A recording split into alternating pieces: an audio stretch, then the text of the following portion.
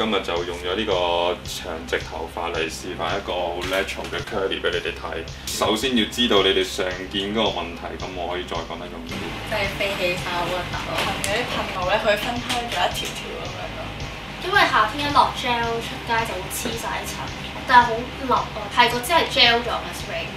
即係我哋時下嘅人好多時都會做 colour 啊，或者髮尾會電攣啊。我哋亞洲人頭髮都好多時都會好乾旱個髮尾。個工具就係 hot toss 啦 ，hot toss 就會用高溫嘅。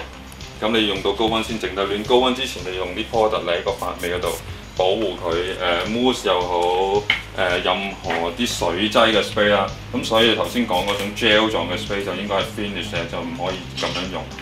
用翻啲水劑嘅，或者落翻啲髮尾油，保護咗個頭髮，你先嚟再用高溫會好啲。市面上嘅 product 咧都令到把頭髮好立啦，同埋就好 gel 咁樣。咁今日用完product 之後咧，我覺得把頭髮其實 gel 完之後都好輕身咯，同埋個捲曲都好持久咯。咁同埋髮型師都教咗好多用湯匙嘅技巧啦。咁同我平時做嘅真係好唔同。咁同埋夾完出嚟嗰個捲曲嗰個程度都好似日本女仔咁靚咯。呢個情人節可以令到我男朋友煥然一新嘅感覺。咁我哋今日就用呢個持久鎖色系列嘅洗頭水，令到佢頭髮個顏色嗰個效果持久啲啦。即係顧名思義就會比起普通時啊會 long last 呢個頭髮。我哋去捲佢嘅時候，首先我哋而家睇翻個頭髮啦，喺面頰以下嘅位置，大概呢一個髮尾呢一段3至4寸嘅頭髮嚟攣。好多時好多人都喺度商榷緊呢個問題，究竟係捲入去 twist， 通常都係 twist 㗎啦。你究竟係咁樣捲入去啊，捲去入面啦，定還是捲喺外邊咧？就兩個問題嘅。就你捲入去嘅時候，就好多時啲 wave 係聚集晒喺中間。有啲人會中意啲少女啲、宮廷啲個感覺，就會揀入去。但係如果好似你咁頭髮咁多 layer， 亦都唔係太過長嘅話，屬於一個 middle length 咧，好多時向外嘅。因為做完向外嘅時候咧，向後嘅意思，做完出嚟個頭髮個 volume 會動感會多啲、大啲嘅。自己整嘅時候嗱，譬如你 hold 住一束頭髮啦，即係輕輕嘅咋個髮尾，你見到我想包咗佢，我都唔需要 hold 住㗎。另外一種方法嘅，有啲人會咁樣嘅。你如果試下應該係咁樣啦，有啲人係中意咁樣捲上去嘅。今日就學咗點樣去整呢個曲髮啦，同埋學咗點樣去定型啊咁嘅技巧。因為我平時自己就唔係好理我把頭髮嘅，我係本身我個頭咧係齊陰啦，咁直咁嘅長髮好普通嘅啫。咁今日髮型師又幫我 set 咗一個呢一個咁嘅頭籃，咁就佢叫我露多少少額頭，咁而家塊面就會收長啲，冇咁包啦。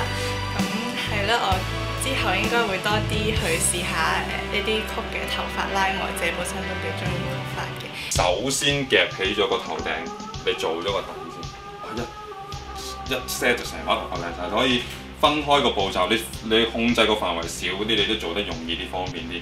另外一樣嘢就係可以試下個方向前後唔同啊。譬如頭先我係咁樣捲嘅。跟住可能你呢一個又可以轉翻去第二邊，你嗰個可以的話，有陣時有啲人會好快貪快，就少少攣就得啊咁樣。但係都上面同下面都各分好多細 part，咁但係我哋自己做嘅時候都要嘅。咁點樣？因為譬如我哋隨意啲上面係都有時都分唔到好平均咁多 part 㗎。即係可能呢個多啲，呢個少啲，真係可能爭咁遠咧，好難去咁厚喎。我哋咁樣可能受熱嘅情況冇咁好啦。二嚟就會做出嚟個攣好怪。於是可以用到 gel 啦，其實可以用任何 gel 都得㗎，搽好少，輕輕咁樣搽咗落去先。咁都係冇盡量即係搽晒落塊面啦，唔好搽晒落去先。